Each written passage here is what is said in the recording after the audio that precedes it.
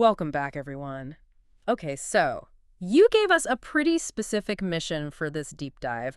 We need to get to the bottom of this Subway Surfers question that honestly seems to come up all the time. Right, the big one. How do you actually play it with your friends? I mean, people search for multiplayer constantly. What's the real story based on the sources? Yeah, look, we probably need to just cut straight to the chase on this one because it hits that search volume head on. Okay. The sources are, well, they're completely clear. There is absolutely no way, like no built-in feature, for you or anyone to play Subway Surfers directly with friends, not in real time. Wow, okay, so it just doesn't exist. It simply doesn't exist in the game now. That's the crucial bit of info right there. So forget co-op running. It sounds like it's built around something else then. Competition, maybe? Exactly. It pivots entirely away from playing together towards, well, competing against each other's progress. Okay, let's unpack that. If real-time isn't an option, how did the developers build in that social rivalry aspect? There must be some kind of workaround, right? Yeah, there is. It's all about leveraging stuff that already exists, social networks. How do you access it, like in the app? So first thing, you open up Subway Surfers. Then you need to find the settings icon. It's usually, up in the top right corner. Right, the little gear icon. That's the one. Clicking that gets you started. But Yeah. the actual connection, the social part, isn't really a Subway Surfers thing on its own. Ah, okay. So it's not like they have their own friend system built in. No, not a proprietary one. And this is where the sources get specific. To get the social integration working, you absolutely have to connect an external account. Which accounts are we talking about? It's either your Google Play Games account or your Facebook account. One of those two. That's interesting. So they're kind of outsourcing the friends list part of it. Pretty much. It's actually a smart design choice, How so? Well, think about it.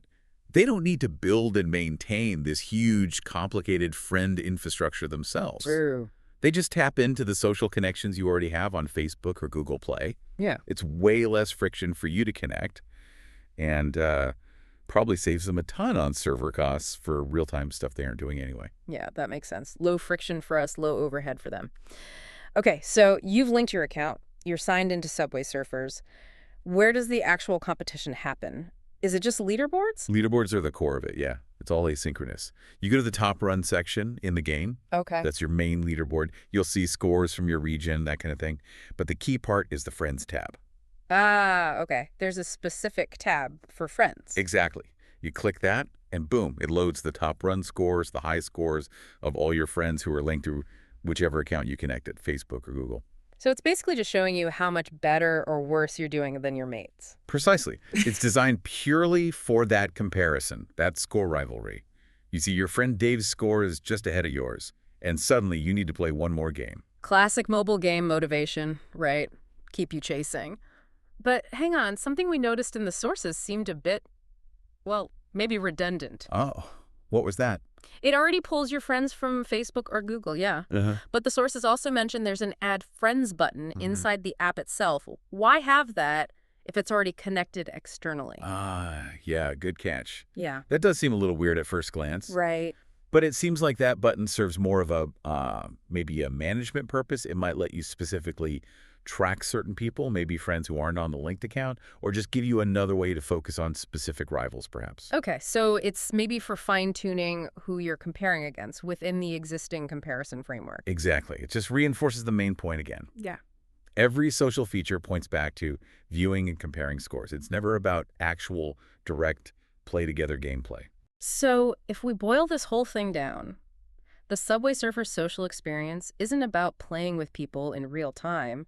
It's 100% geared towards comparing scores and trying to beat your friends' records asynchronously. That's the core takeaway, yes. It's all about the leaderboard chase, not shared gameplay. Which, when you think about it, maybe tells us something interesting about these endless runner games. How do you mean? Well, what does that design choice suggest? Focusing solely on score comparison on the top run instead of trying to build live co-op. What does that say about what makes these games successful on mobile? That's a great question to ponder, actually. Maybe. Maybe the whole point of an endless runner, that frantic speed, the constant reaction needed, maybe it just doesn't mesh well with trying to coordinate with another player at the same time. Could be. Like, the core appeal is that quick solo burst of adrenaline. Right. These games thrive on being easy to jump into, play for a few minutes, and drop out, adding the complexity of, like, waiting for a friend, coordinating moves. It might just break that core loop, you know? Turning a simple thrill ride into a potentially frustrating group project. Exactly.